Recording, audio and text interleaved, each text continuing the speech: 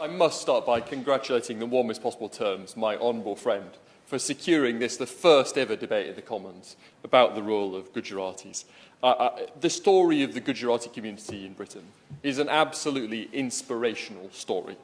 What can we say about the Gujaratis? My honourable friend has already mentioned their incredible get-up-and-go, enterprising quality.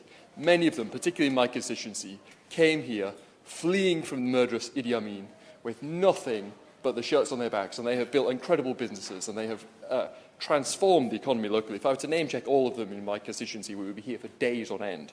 The second thing I would say about them is their incredible social contribution to our area. They are also social entrepreneurs. There's countless voluntary groups and community groups and charities run by the Gujarati community, part of the wider Indian community in my constituency, particularly with an emphasis on helping and caring for older people.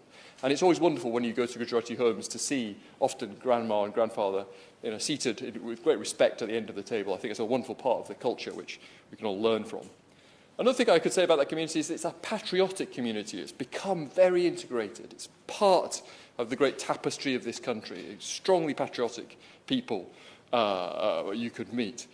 And of course, I've really enjoyed the cultural contribution that the Gujaratis have made in my constituency.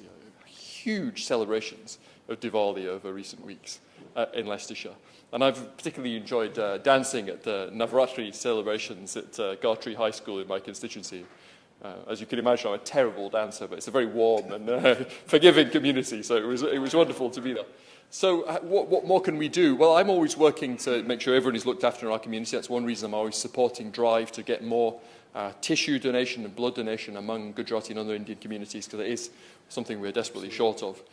And I'm also always working to improve community life and the relationships between the different communities in my constituency. And that's one reason why I'm pressing my local councils to try and find space for a Hindu community centre in my constituencies, because we have lots of churches, we have a great mosque and a wonderful gurdwara, but at the moment you still have to go up into the city in order to go to a temple. And I'd love to find something to house all those wonderful voluntary groups so we could have that happen in my constituency.